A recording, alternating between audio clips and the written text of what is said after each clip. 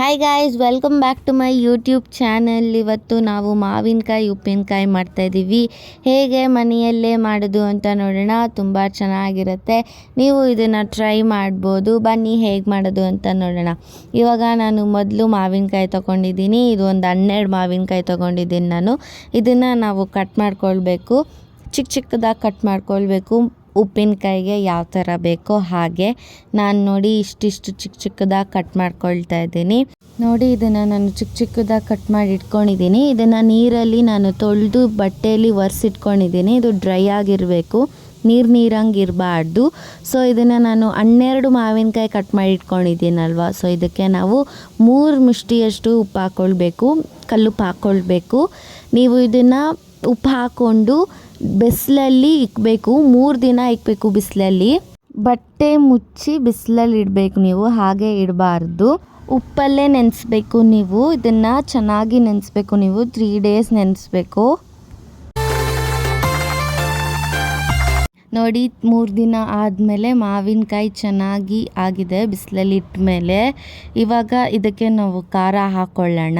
So first ನಾವು ರುಬ್ಕೊಳ್ಳೋಕ್ಕೆ ಅಂತ ನಾನು ಬಾಣಲಿಯಲ್ಲಿ 1.5 ಸ್ಪೂನ್ ಮೆಂತ್ಯ ಹಾಕ್ಕೊಳ್ತಾ ಇದ್ದೀನಿ. ಇದನ್ನು ಚೆನ್ನಾಗಿ ಫ್ರೈ ಮಾಡ್ಕೊಳ್ಬೇಕು. ಇದ್ರ ಜೊತೆಗೇ ನಾನು 2 ಸ್ಪೂನ್ ಸಾಸಿವೆ ಹಾಕ್ಕೊಳ್ತಾ ಇದ್ದೀನಿ. ಇದು ಕೆಂಪಗಾಗೋ ಗಂಟ ನೀವು ಫ್ರೈ ಮಾಡ್ಕೊಳ್ಬೇಕು.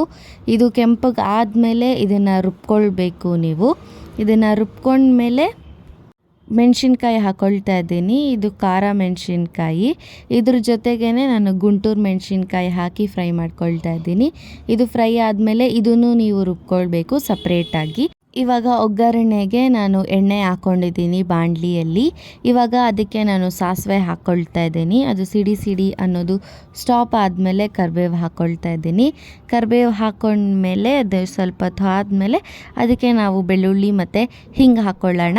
ಇವಾಗ ಇದನ್ನು ಚೆನ್ನಾಗಿ ಫ್ರೈ ಮಾಡ್ಕೊಳ್ಬೇಕು. ನೀವು ಬೆಳ್ಳುಳ್ಳಿ ಕರಿಬೇವು ಹಾಕ್ಕೊಳ್ಳೋದ್ರಿಂದ ತುಂಬ ಚೆನ್ನಾಗಿರುತ್ತೆ ಉಪ್ಪಿನಕಾಯಿ ತಿನ್ನೋದಕ್ಕೆ. ನೀವು ಇದನ್ನು ಮೊಸರನ್ನ ಜೊತೆನೂ ತಿನ್ಬೋದು.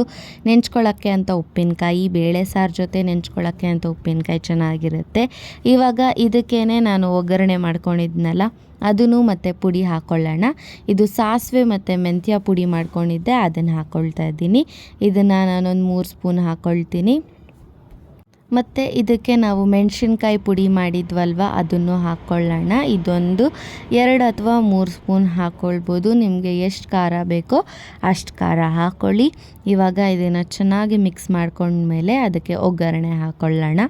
ಒಗ್ಗರಣೆ ಹಾಕ್ಕೊಂಡು ಚೆನ್ನಾಗಿ ಮಿಕ್ಸ್ ಮಾಡ್ಕೊಳ್ಬೇಕು.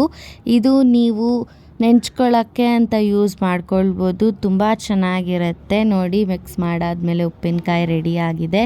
ತುಂಬ ಚೆನ್ನಾಗಿರುತ್ತೆ, ತುಂಬ ಈಸಿಯಾಗಿ ಕೂಡ ಇದೆ. ನಿಮಗೆ ಈ ಮಾವಿನಕಾಯಿ ಉಪ್ಪಿನಕಾಯಿ ರೆಸಿಪಿ ಇಷ್ಟ ಆಗಿದ್ದರೆ ಲೈಕ್ ಮಾಡಿ, ಶೇರ್ ಮಾಡಿ, ಸಬ್ಸ್ಕ್ರೈಬ್ ಮಾಡಿ.